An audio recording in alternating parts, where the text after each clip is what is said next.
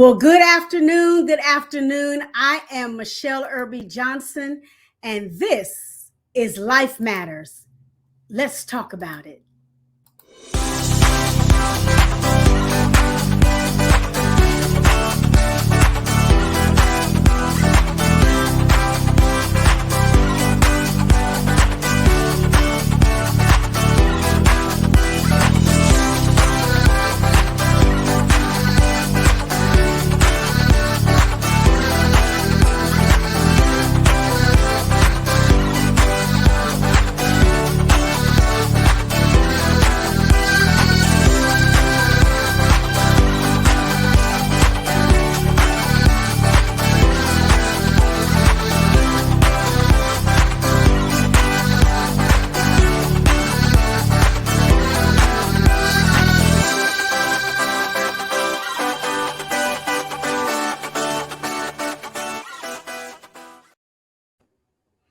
Well, hello, everybody. Hello, everybody. Welcome once again to Life Matters with Michele. I am your host, Michele Irby Johnson. You know, I am excited every time I get to come before you to talk about topics that are very poignant, particularly in the African American community.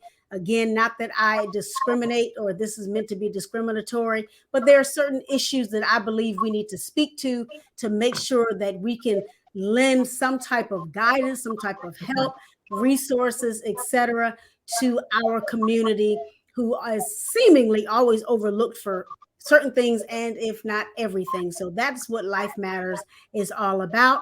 And I want to remind each and every one of you to post your comments in the comment section, and I will field those comments over to our wonderful guests, who happens to be none other than Dr. Kemberly McKenzie. Say hello, dear. Hello, everyone. Blessings, and welcome to Life Matters with Michele. Yes, ma'am. Yes, ma'am. I thank you once again for your yes.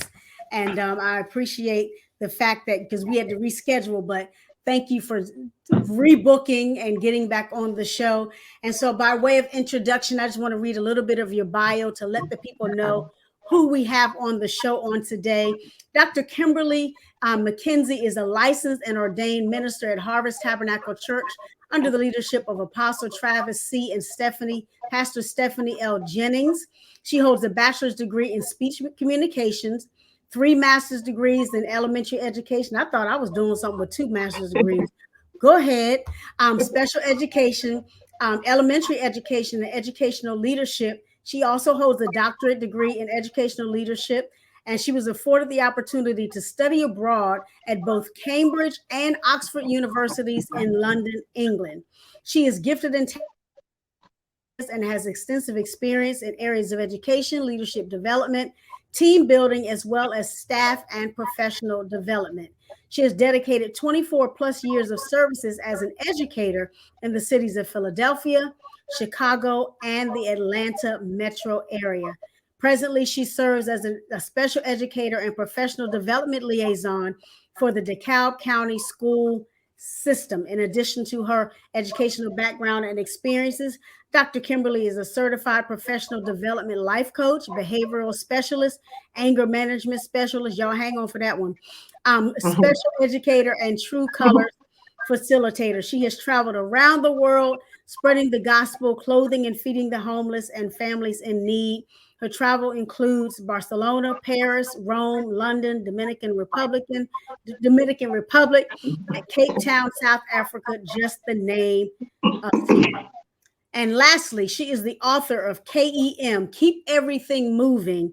It's a book letting adversity guide you to your destiny. Her motto is, if I can help someone else travel along, then my living is not in vain. She is the initiator of the KEM movement, Keep Everything Movement. I have that same tag, my living is not in vain, on my email as well.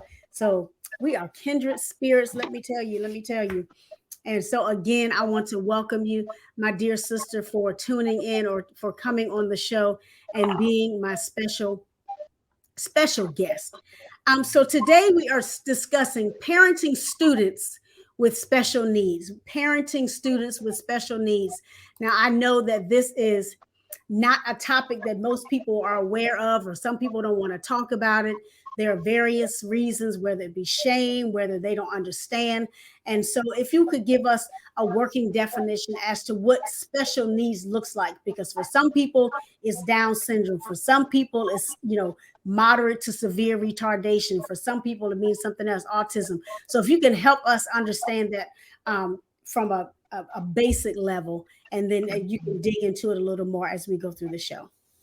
All righty. Well, first, I would like to say thank you so much for having me on the show. It is an honor and a privilege. I have been in special education for the past 21 years. I have 21 years in special education. And so, to give everyone just a breakdown of what special needs is a term used to describe individuals that may need help with communication, with movement, and other functions. So they might need help with communication, with movement, and other functions. Special needs is also defined as an individual with a mental, emotional, or physical disability. And so, an individual with special needs, they may need help with the communication. They may need help with movement. They may need help with self-care. They may need help with decision making. And as you said, there is a broad range of what that encompasses.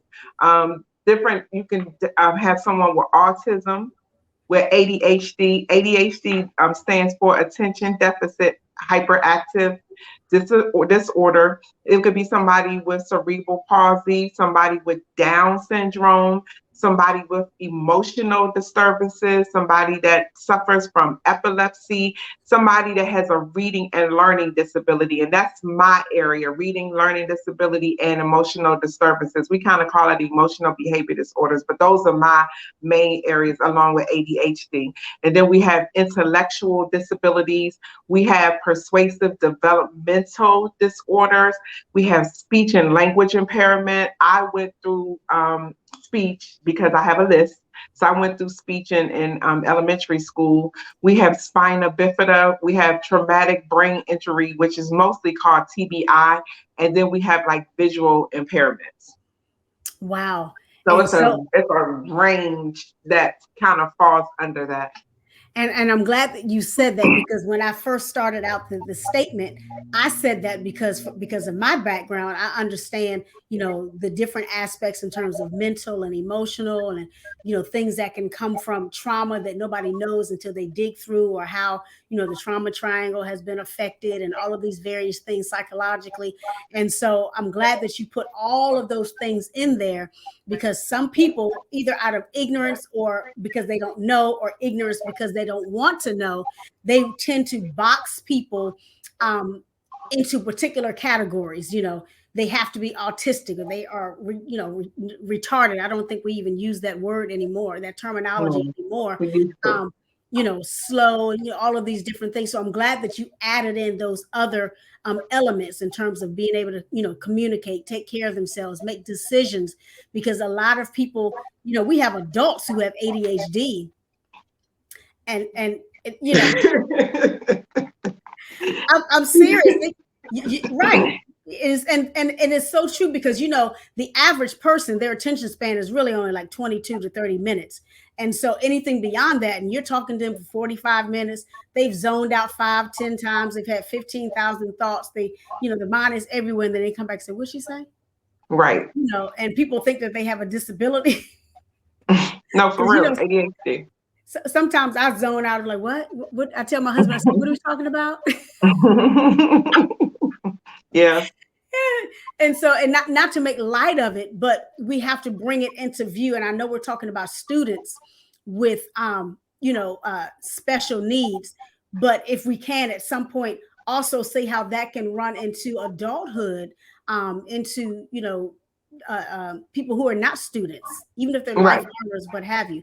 But I'm glad. Thank you for that particular definition. And so when we talk about parenting students with special needs, And you said that your area is special education, so you deal Yes. with people with speech impediments, and you said No, something. I was a student who went through speech because I have a list. So my S's, T's, and Z's, usually my tongue is out. So I had to go through speech to learn to take my time and to keep my tongue in on the inside of my teeth. So every now and then, if I get lazy or I get excited, you'll see it come out. Mm-hmm. Or if I say my name, Kimberly McKenzie, you'll see the tongue at least come forward. But Mm-hmm. I'm very intentional about not, showing my list, but it comes out. It definitely comes out. And it's But okay. It that makes fell you who under you are. special education, but I didn't fall under special education at that time because we were looking at like the 70s. Yeah, yeah, yeah, yeah. And so I'm glad that you said that, because we have people that we know who not only have a lisp, but they stutter or they Stutter. stammer. They might look at President of the United States, and when he's having a moment and he's trying to get past the stammer or the stutter, they're like, "What is he Hmm. doing? He can't think." No, you all have to give him an opportunity to navigate his disability so that he can get out what he's trying to say to the country. Stop being so Right. judgmental. And so when I see stuff like that, I'm like, give the person a chance. It's like, oh, he can't even talk. Y'all knew he had a stutter and a stammer. Give him a minute. Moses had a stutter and a stammer, but God worked around that. So we have to learn how to work around some of these what we consider to be inconveniences, but they're somebody else's reality, right? And so we have a question from our audience that says, how do you choose the right school for a student who may have special needs? That is a good question. First, you would start with your neighborhood school, whatever your zoning district is for your address. You would start there. Now, depending upon the severity or the range, they can go to the average public school. The average public schools have the majority of the services.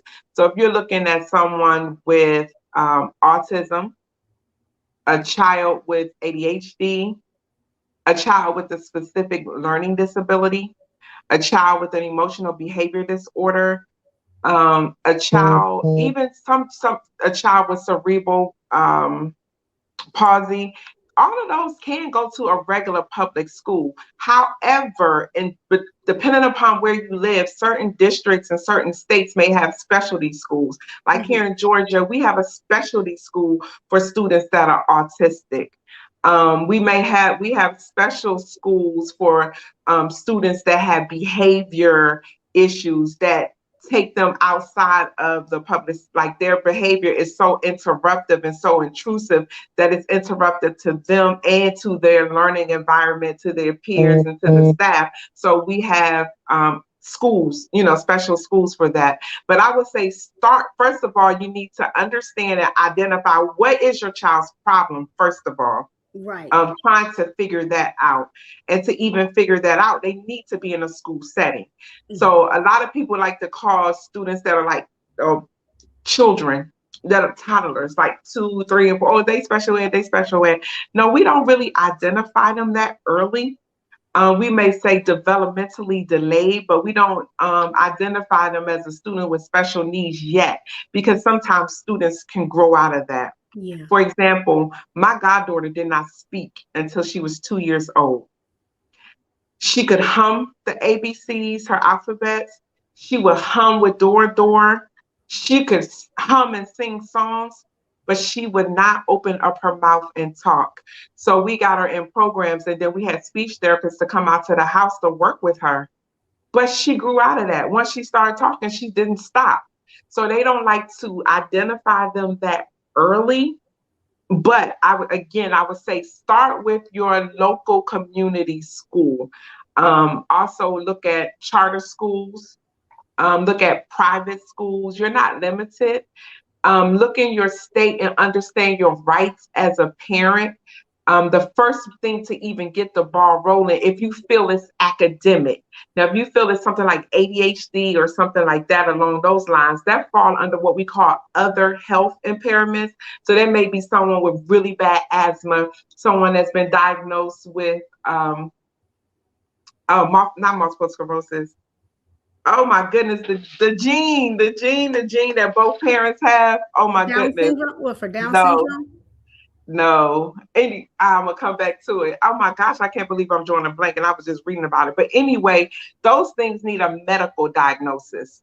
But if it's something academic, like you notice that they may be turning their letters backwards or reading backwards, or you notice that they'll read a paragraph and can't tell you the major who, what, when, why, and hows, then you will want to ask the school for an evaluation. Now, Mhm. getting them an evaluation doesn't automatically put them in special education. What that does is get the ball rolling. So now what teachers are going to do is something that we call response to intervention. It's called RTI. That process will get rolling once you write the letter. Sometimes a teacher may notice it and may contact you and say, hey, I noticed Johnny is not performing as well as his peers his age. Because the whole thing about it is being able to perform like the average child. And of course, everybody learns and grows at their own rate, but Right. it says the average person can do this at this grade level, and Johnny is falling behind that. Let's start looking. It doesn't have to do with instruction, doesn't have to do with environment. We need to start peeling that to see what is that.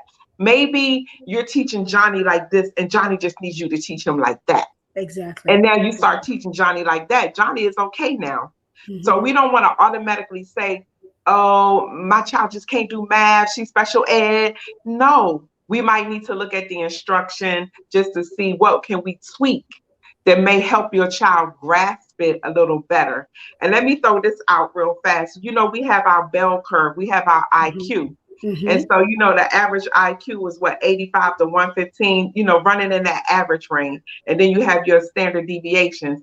When a child is performing like 80, if a child is in 80, 85, 90, 95, 100, their IQ says they can do this. Mhm. They can learn this.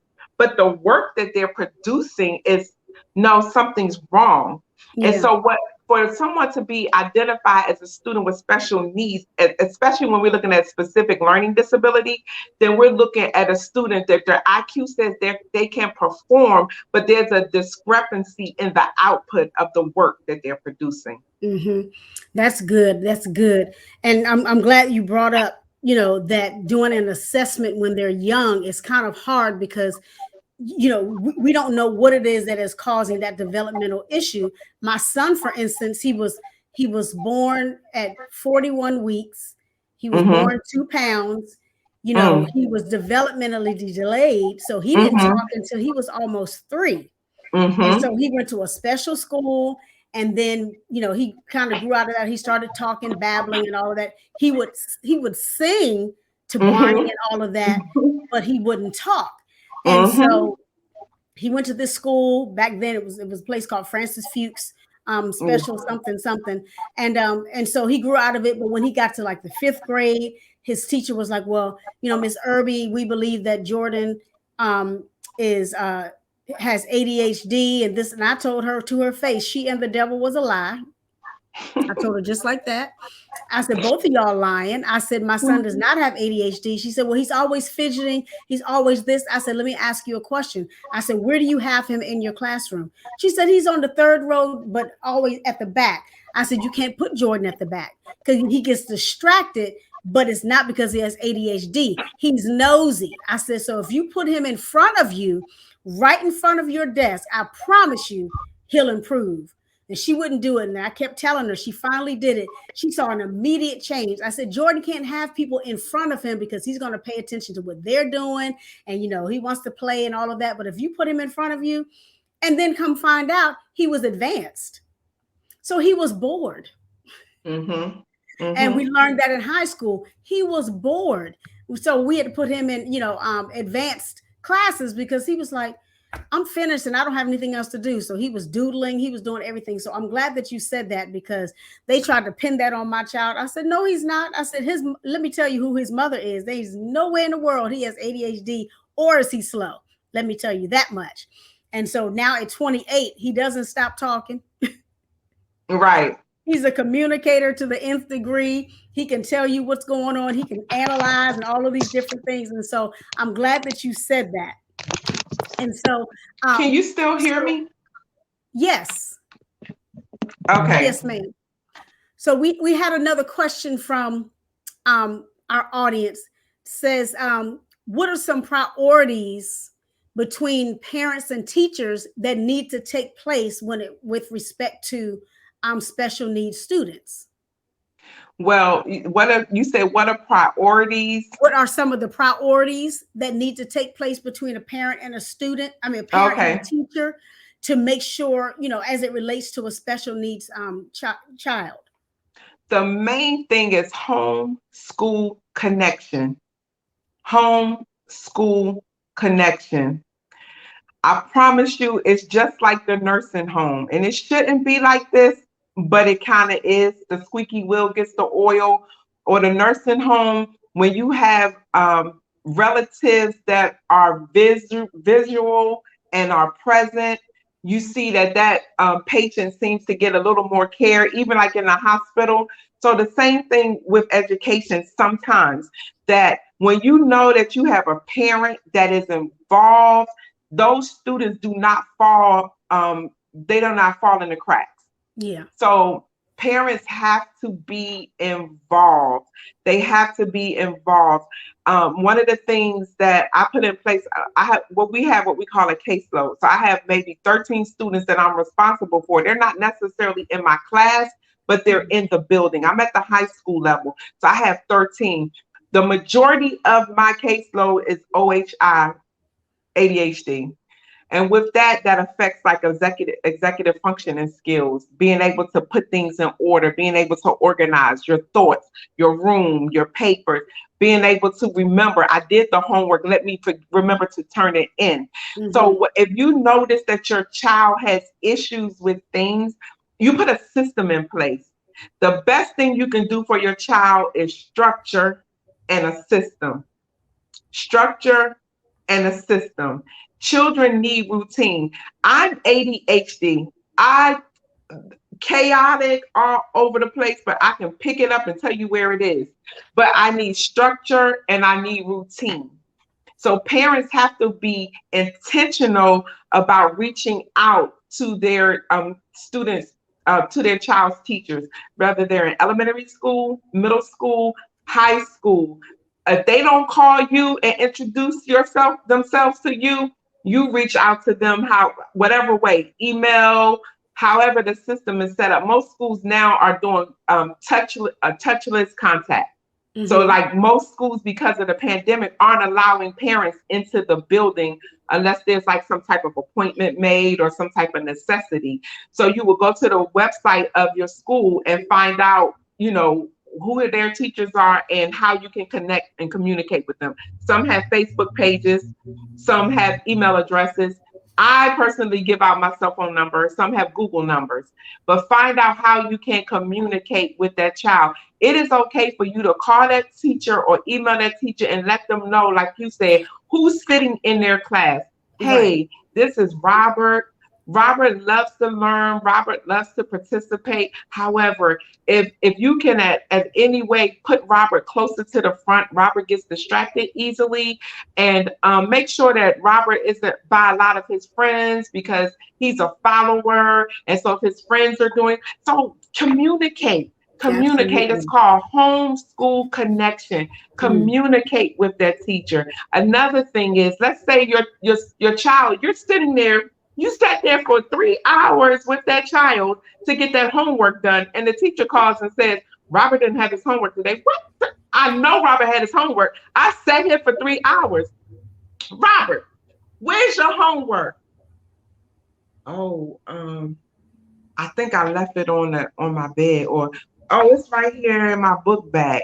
So one of the things I put in place with students on my caseload is I make them write their assignments down. Mm-hmm. I have their teacher initial it on their way out the door. So you're not putting a lot on the teacher. Initial this on the way out the door. You need to show your parent when you get home. And if there's no homework, you write no assignment or no whatever, no study, whatever, and the teacher has to initiate so you know the student is in line. Okay, we didn't have anything today. But you Right. have to have a home school connection. You have to be an involved parent. And when I say involved, that doesn't necessarily mean you have to be up at the school all the time. You have to be in the face of the teachers, but you need to have a visual support to your child while they're in these special needs classes or just in school in general. You know, that this information isn't just for students with special needs. Every parent needs to have a home school connection. Homeschool connection. Absolutely. And I think a lot of parents, for whatever reason, you know, they when they go to school, they're like, well, that's the teacher's business. And when they come home, the teacher's saying that's the parent's business. But there has to be that partnership that facilitates learning on any level. And again, if the child comes home and the parents are like, I'm hungry, I'm trying to cook, I got to do laundry, I have to work, and the child feels, you know, I don't want to say neglected because that's a hard word because it may not be what it is. But if the child doesn't feel that they're getting the attention that they need, that's when that even turns it even more, because now they don't have the support at home. The teacher's not really supporting them as best that the teacher's doing the best they can at school. And so the parent can have this expectation that you're teaching my child and I don't do anything else outside of that. So I think it's imperative that you, like you said, that homeschool connection, because if there are any gaps, it's going to really cause the student to be at a deficit from so many different directions. And when they grow up, and even if they come outside of the school setting, you know, having that need to be connected to somebody, and they may end up connecting with a gang or connecting with the wrong this, or not being able to, you know, function in the street, if you will, without understanding what connection means. So that's some good stuff. And So let me say this too. The child needs to know it's just like a marriage. The child needs to know that we're working together. They need to see us working together as a team. So they can't go home and say this and then come back to school and say that. I just talked to your mother last night. Oh, actually, I'm gonna be calling her on my planning period today. It has to be a tight network. It has to be. We have to work together. Don't be afraid to ask questions. I know some parents are scared to ask questions because they think, oh, the teacher going to treat my child funny. But no, no, when we know that we have parents that are involved, that helps us even want to work with your child the more, because you know they're getting the support that they need, and you know you have that support in the classroom. And something else I wanted to throw out too is, and this happened for mostly boys. We do have ladies that deal with emotional behavior disorders, but it's mostly boys, and it mostly is identified fall under ADHD, attention deficit hyperactivity disorder. A lot of times what happened is your child been this since elementary school. He done went to middle school. You got all these phone calls in middle school. By the time he gets to high school, as a parent, you're done. It's your fourth right, child, it's your fifth child, it's your third child. All three of them were bad. I won't say bad, but all three of them had challenging behaviors.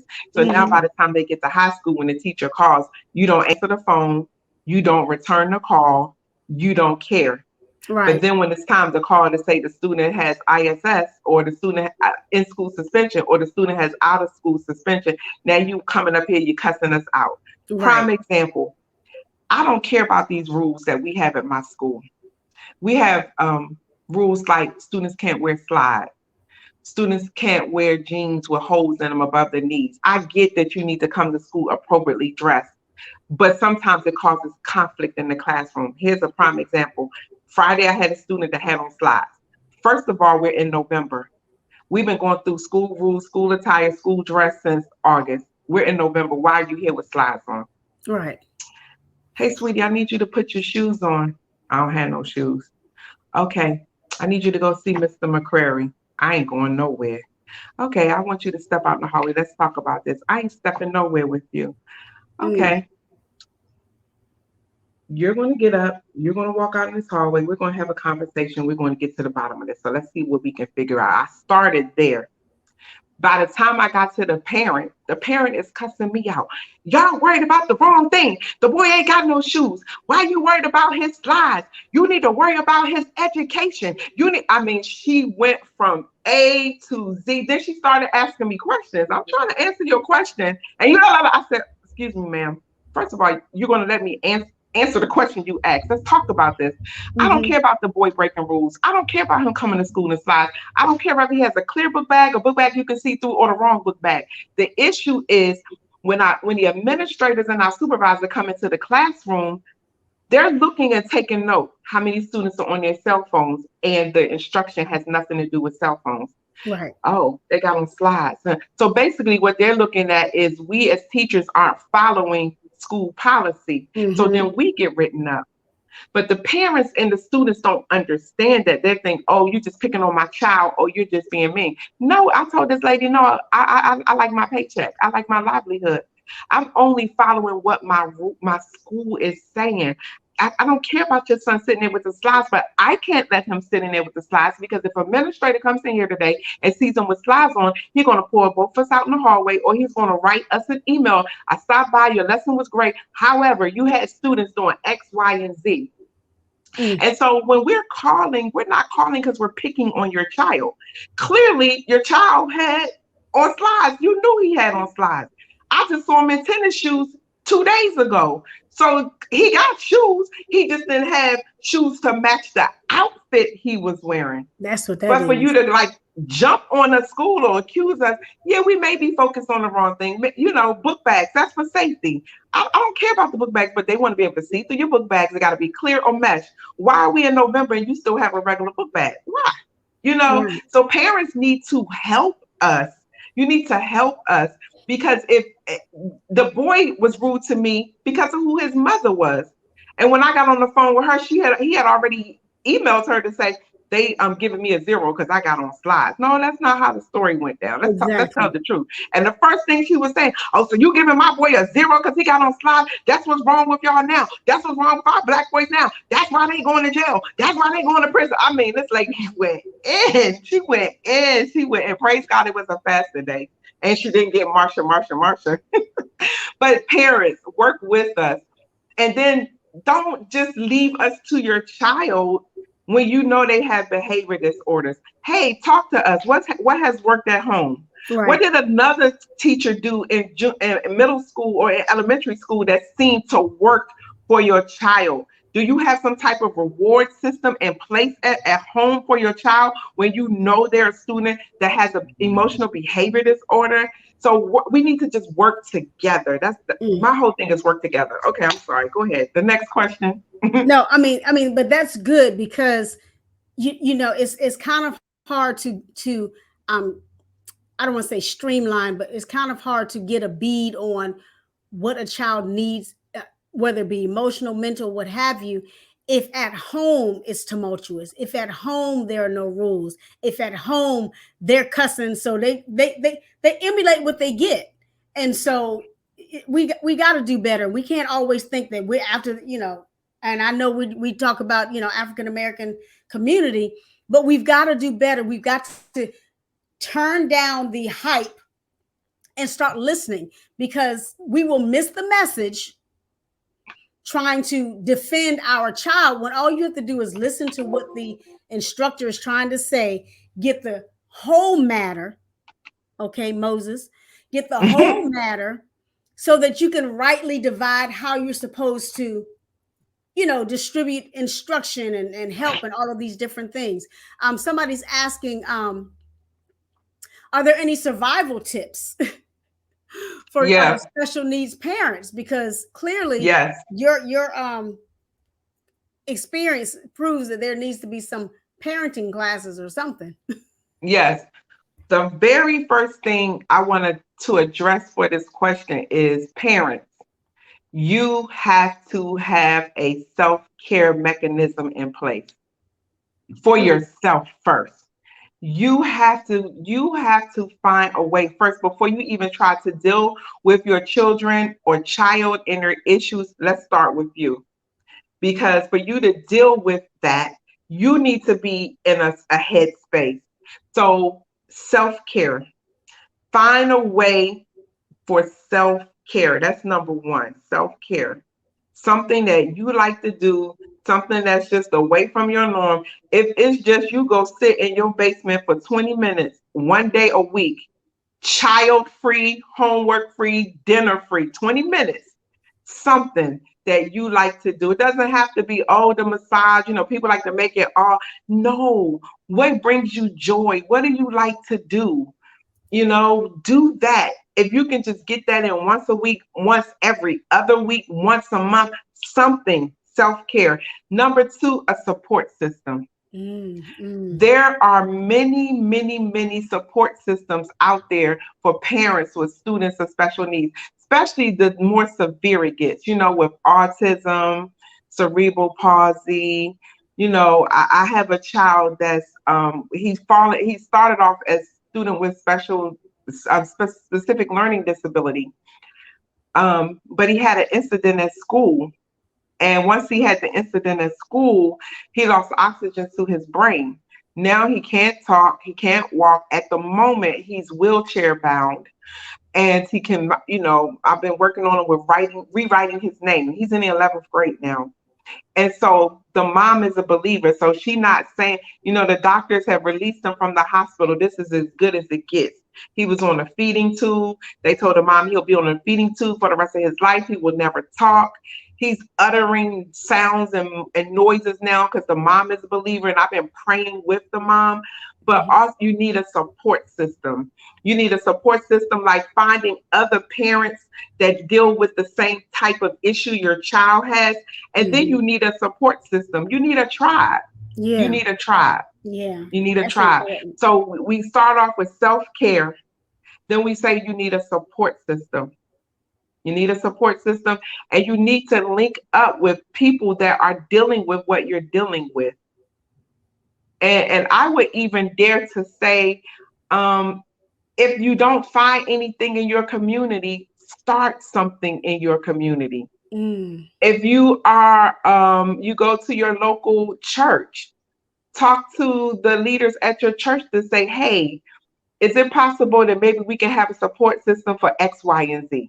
It may not have to be that specific. It may not have to be autism. It may not have to be dyslexia. It may not have to be the calculator. It could be anything. And just say, hey, can we just have a support system here for parents that whose students struggle, period.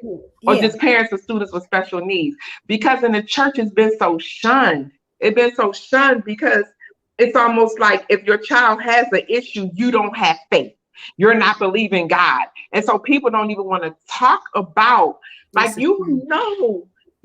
Johnny is still waiting to bed at 8, but you don't want to talk about it because you don't like the stigma of church.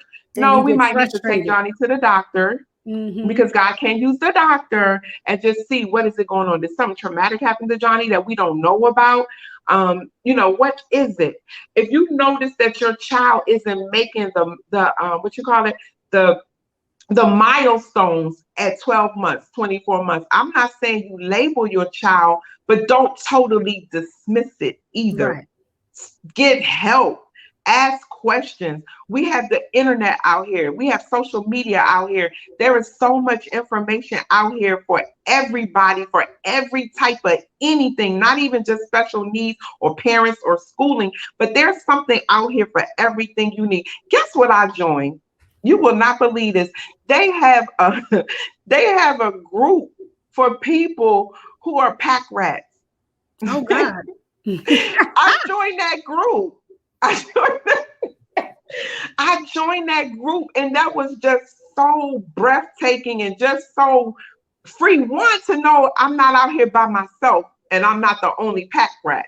But then two, it helped me get myself together. Like, you throw that stuff away. Why are you holding on to your toys from when you were 6 years old? Go get that book to the Goodwill. Stop it. Stop it. So basically, support. You gotta build a support around you, and you have to do self-care. That's awesome.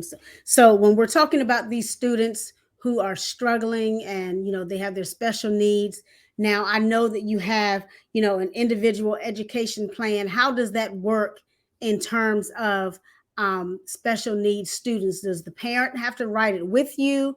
How do you include them so that they understand the journey of their child when they're, on an IEP?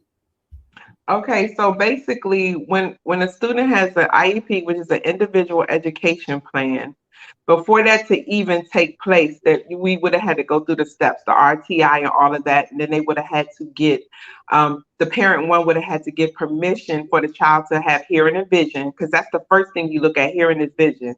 You want to make sure there's nothing going on with the hearing and vision that is causing the child to fall behind with their academics. After Mm-hmm. they have the hearing and vision, then you have what they call an evaluation. The school psychologist will do an evaluation. You can also have your own done privately and bring it to the school. You can also do that. So when you have the IEP meeting, it's a team. On the team, you have to have the general ed, one general ed teacher. You Mm-hmm. have the special education teacher. You have the parent, and in some cases, you may have the child, depending on their age. And in high school, the majority of the time, we invite the student in as well. And then anybody who can bring any light, shed any light, or interpret data or whatever is needed. So it's a team. Now, we want the parents there. By law, they should be there. But sometimes parents work, they can't get off. I have a child on my caseload that the parent has 6 children, and all 6 of them are special ed, have special needs. So that's 6 IEPs throughout the school year where you would have to take off for work, not including them being sick. So there are different ways you can do this, parents. You can show up to the IEP meeting. You can do the IEP meeting via phone, where if you can't get to the school, you can do it audibly. Also, now what we're doing, since they're not really letting parents in the building, we're doing them on Zoom. So a lot of the IEP meetings are taking place on Zoom. But you are supposed to be a part of that meeting. Now, sometimes, because most of my students, I have a few new ones this year, but the majority of my students, I've had them since ninth grade, and most of them are 12th grade now. So a lot of the times, the parent now at this point is saying, you can go ahead on and have the meeting without me. Just make sure I get a copy of the IEP. But Mm-hmm. at that beginning stage, I recommend that you show up. Remember that home school connection, because you Mm-hmm. want to make sure that they're not saying anything about Johnny that's not accurate. Right. You want to make sure they're not putting any labels on Johnny that's not true. So you should be Exactly. a part of it. You should be a part of it, and you have rights as a parent. The very first thing when we start the meeting, the first thing we do is introduce who's here in the room, and then we go through the parental rights so you can understand that you do have say so in this. And Yeah. for anybody that's listening, your child is in a special ed program, and they have an IEP, and you think that they've outgrown it, they don't need it anymore. All you have to do is write a letter and get them dismissed. But understand this: if they start to fall behind, they do not just get to come back into the special education program. They have to start their whole process all over again, and that can take up to like a half a school year. It could take a while. Can they do So, I mean, we have modifications? deadlines like 30 days for this, 60 days for that. But if you feel like your child does not no longer need the services, all you can just write a letter and ask for them to be dismissed. Can So, they like, say for instance, if the parent, because the parent has rights, and if they don't want their child to do it, do you all make sure that you explain that to them, that they would have to start back at ground zero, as oh, opposed to saying, absolutely. can we do a modification to the IEP, as opposed to doing away with it completely, because you don't want them to slip through the cracks. You don't want them to um, uh, to fall by the wayside, and then as they get older, nobody knows, and then the child is left to their own devices, and the parents are like, well, we don't feel they need to. I think there should be something in place, and I'm sure you all have it, where there is a modification meeting or something like that. A young lady that I was working with on a book of hers, and she went through this same issue with her child being labeled and all of these various things, and how they mistreated and mishandled her children, and just just the whole thing took me on an emotional roller coaster just hearing about it. And I can only imagine her living it and dealing with, autistic children, and one autistic and one with behavioral issues. And, she was a single parent. And so I can't imagine having more than one that has those type of needs. One of our questions says, how do what do you feel about adoption for children who have special needs or disabilities? Are there pros and cons? I mean, some people want to adopt and their heart says, oh, I want to get somebody who has special needs. What are your thoughts on that? So wait, do you want me to answer the other question first, then this one? Because you started off asking about the modification. Can they get a modification? Oh, I thought you answered me. You said yes, they can. Oh, okay. Yeah. I mean, right. Anytime there's some type of discrepancy with the child's performance, or the parent has an issue with the services, we always come back to the table. We can always come back to the table. You don't, like, the IEP is done annually. Okay. We do it once a year. We reevaluate every 3 years to see if they still need services, or have they outgrown them, or do the services need to be intensified. So we do that. But the only thing is, with I lost my train of thought. The only thing with that is, you want to make sure, like, the every time the students get a regular report card or a progress report, you're supposed to get something to show how your child is coming along according to their IEP goals. So anytime they're not hitting their IEP goals, like if they're making progress, we're good. If they've exceeded or met their goals, we have to come back to the table. If they're not making progress towards their goals, we need to come back to the table. So you always need to do that. And so your second question was About how do you feel about the adoption of children with special needs, the pros and cons of adopting a child with special needs or disabilities? okay, see it all the time. The pros in it is that a lot of the times, the scripture says love covers a multitude of sin. Mm-hmm. A lot of the times, love can rectify a lot of stuff, especially if there's a behavior issue. When there's an academic issue, I say love can help in that area, because the child sees they have someone that is rooting for them, someone that believes in them, and someone that is pushing them. And I do want to say this, parents, because your child may have an IEP or is a student with special needs, don't let that be a crutch. Don't let them fall below or fall between the cracks because, oh, they've been identified, they can't do this. No, children can do anything and everything. They just need the right environment. They need the right people pushing them, and they need encouragement to be told. Like the students I teach, we're in a regular ed classroom. There's 2 teachers in there. And so they like to pull up their IEP when they don't want to do their work. Absolutely not. Let me show you your test scores. Your test Mm-hmm. score says you can do mathematical reasoning, you can do calculations. So why are we playing? No, you're going to get this done. Just encouraging them. So I say yes. A con of it is the fact that they'll have a good support system in place. Don't be adopting because you just want to check. If you're adopting, adopt because you really, really want to help this child. You really have love for a child, and you are capable of loving someone else's child, even if they're not a perfect child. Yeah. So that's the pro to it. The con to it is you have to understand that you may have to be more involved with the school than you want to be. Do you have time for that? What type of job do you have? Are you a stay-at-home parent? Or do you work from home? Are you a working from home parent? Or do you have to physically go in? Can you provide the needs that this child may need academically, emotionally, physically, socially? So I am for adoption. I'm definitely for it, but not for the wrong reasons. Yeah. And if you want to adopt a child with special needs, go for it. You don't know. Your love can turn that child's life around. And then maybe, they might need the services now, but the older they get, they may grow some things, not everything. Some things you really don't grow out of. You just got to be healed. You know what I'm saying? Mm-hmm. But they may grow out of it and not need it as much. Yeah, yeah. And don't be afraid to bring in outside help.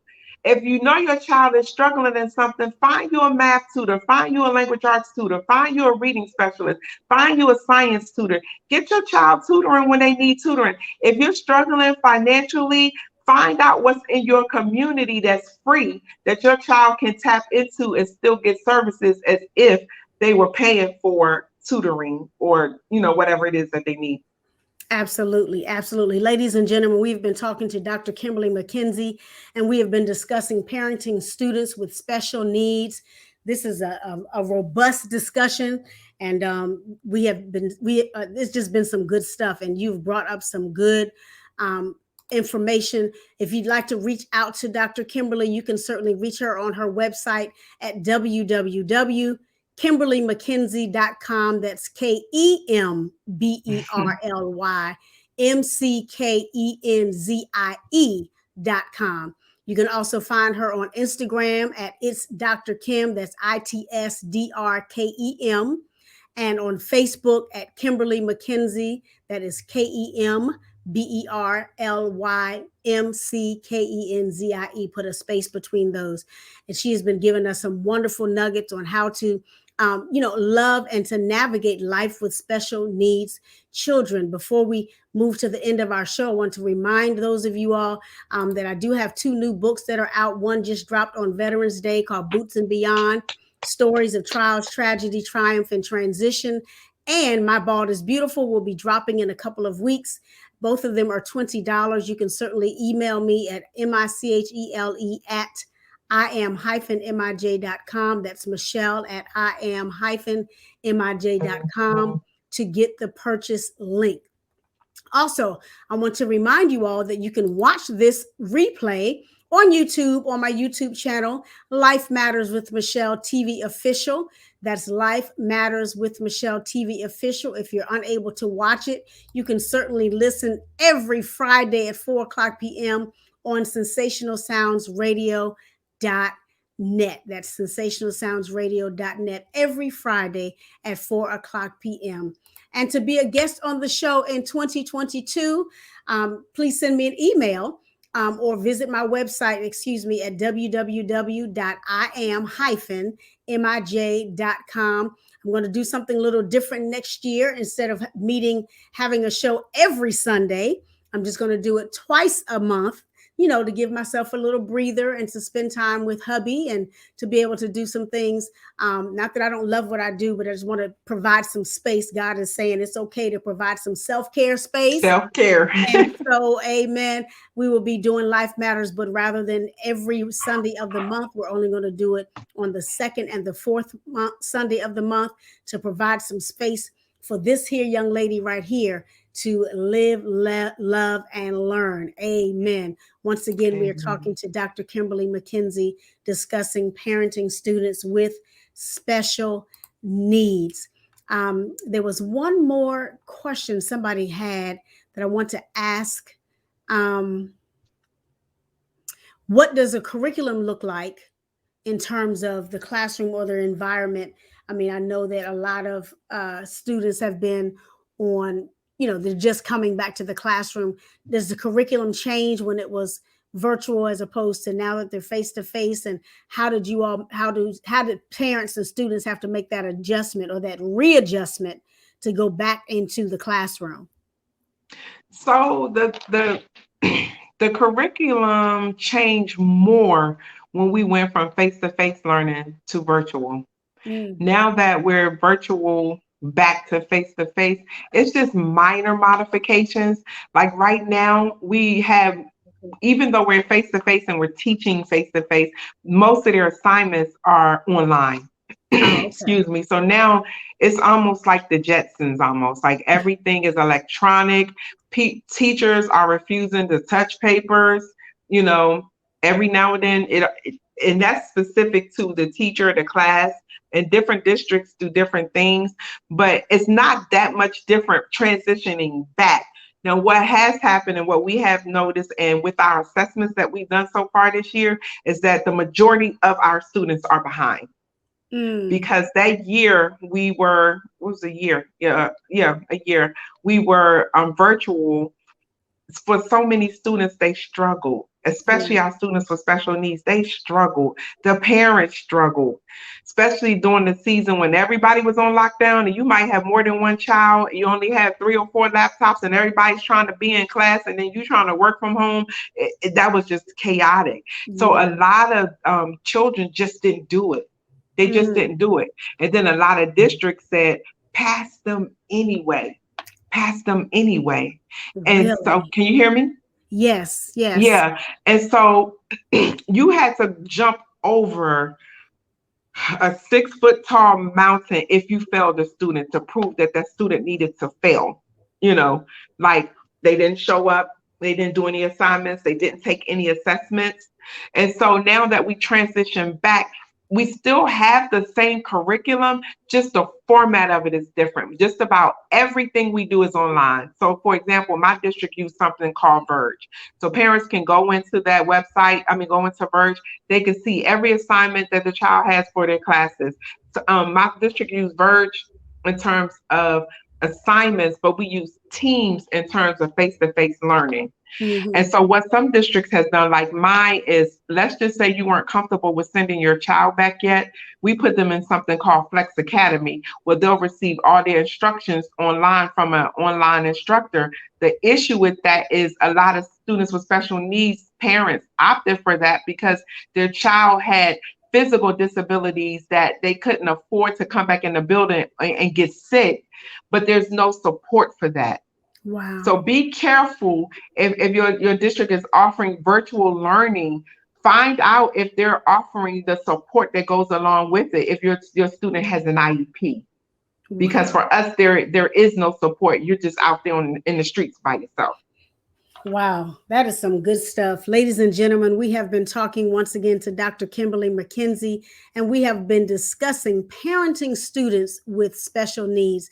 And I'm sure we're going to have to come back and do a part two to this because this is such a vital topic, particularly in our community, because if you're in a particular district or a particular neighborhood, you may not have those wraparound services that are going to help you to assist your child or help you get a laptop or help you get a book or all of those different things. They think that certain communities looking for a handout, and that's not the case at all.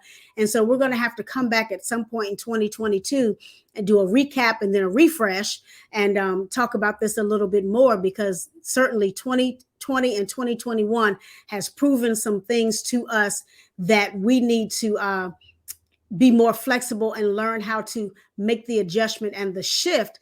Because if we can't do it, how do we expect our children to be able to navigate it as well? So thank you again, my dear cousin, for coming on and for sharing your pearls of wisdom with regard to special needs students and parents who need to support them and to partner with the teachers and the administration in the school. Well, ladies and gentlemen, thank you once again. This has been a segment of Life Matters with Michele. I am your host, and I thank you once again for tuning in, because Life Matters is where we talk about what matters to you. Until next time, be blessed. Amen. Thank you so much for again having me on. I am humble with this assignment. Thank you.